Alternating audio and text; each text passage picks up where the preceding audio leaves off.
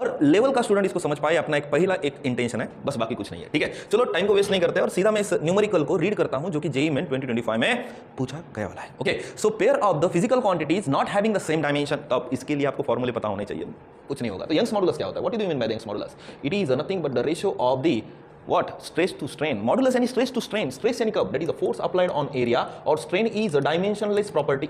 तो इसको कोई डायमेंशन नहीं होता, यानी Young's modulus force applied on area आता, तो प्रेशर यानी क्या आएगा, फोर्स अप्लाइड ऑन एरिया, यानी दोनों के भी डायमेंशन सेम है, no problem. Okay, then we have to discuss about the surface tension. Surface tension यानी क्या होता है? जब मैं एक लिक्विड लेता हूं, यहां पे मैं यही समझाता हूं, लिक्विड पे आपको मालूम है कि imaginary force, that is the force acting per unit length of that imaginary line that I have just drawn on the surface of the liquid, that is called as the surface tension.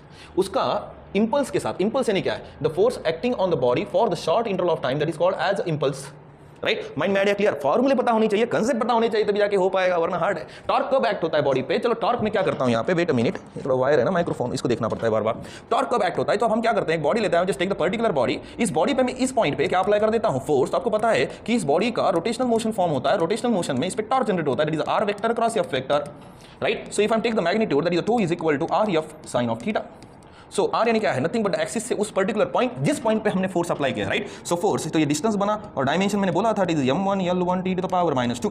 जो मेरे foundation के student है उनको मैं हमेशा समझाता हूँ, force का डायमेंशन हमेशा माइंड में रखो, ठीक है। तो कितना आएगा, that is m1 l1 t to the power -2, but ये ऑलरेडी l है, तो मैं क्या करता हूँ, यहाँ पे l2 लिख देता हूँ, ठीक है। तो टॉर्क का डायमेंशन कितना हुआ, that is m1 l2 t to the power -2। अच्छा लिखूंगा ना, बाद में बोलोगे फिर टेलीपोर्टर है क्या आजू बाजू में, देख के थोड़ी पढ़ा रहा, ठीक है। तो क्या होगा, that is m1 l2 t to the power -2। तो ये डायमेंशन ऑफ द क्या है, टॉर्क है, राइट। लेकिन एनर्जी क्या है, एनर्जी का जो डायमेंशन है किसके बराबर होना चाहिए, वर्क के बराबर होना चाहिए, राइट। सो वर्क कब होता है, जब बॉडी पे फोर्स अप्लाई करते हैं फॉर, वर्क कब, जब ये गाड़ी ले लो ना, जब इस पे हम फोर्स अप्लाई करते हैं तो क्या होता है, डिस्प्लेसमेंट फॉर्म होता है, फोर्स इनटू व्हाट, डिस्प्लेसमेंट। तो फोर्स का डायमेंशन मैंने बोला ना, that is m1 l1 t to the power -2 और displacement that is the length, तो क्या आएगा, that is m1 l2 t to the power -2 आता, यानी दोनों का भी डायमेंशन क्या है, सेम है। अब अपने लिए फोर्स पर यूनिट लेंथ अलग है और फोर्स टाइम अलग है, राइट। तो ऊपर सरफेस टेंशन और इंपल्स मेरे माइंड में चल रहा है, लेकिन बाद में ऐसा नहीं होनी चाहिए कि राहुल सर ने तो बाद में फिर डायरेक्ट ही बोल दिया, राइट, आंसर देख के आते हो क्या, राइट।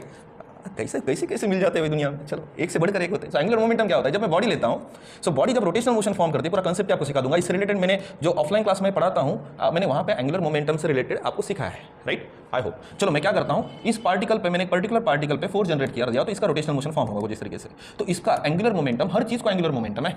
अब एंगुलर मोमेंटम क्या होता है, it is the rate of change of the linear momentum with respect to time, right? Are you understanding? So if I take the derivative in terms that we have to take the cross product with the r.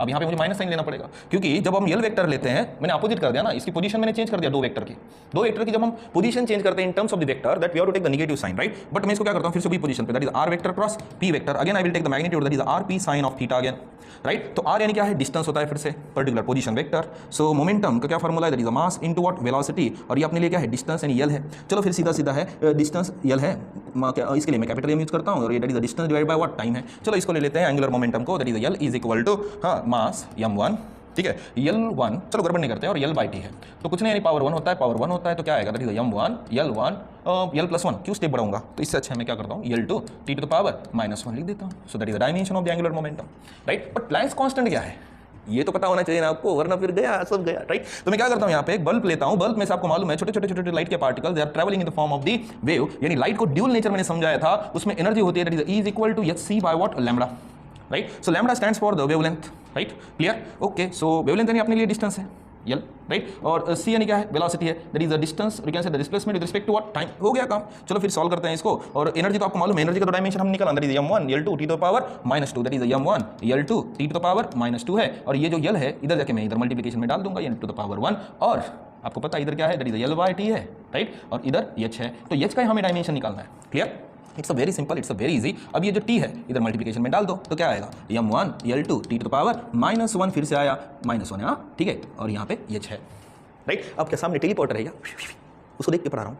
कैसे कैसे गधे हो यार तुम student, समझ में नहीं आता, मुझे ट्रोल करना पड़ेगा ना। अब बोलोगे राहुल सर फिर आंसर नहीं दोगे, तो कोई भी आके कुछ भी बोलेगा तो कैसा होगा, नहीं होगा ना।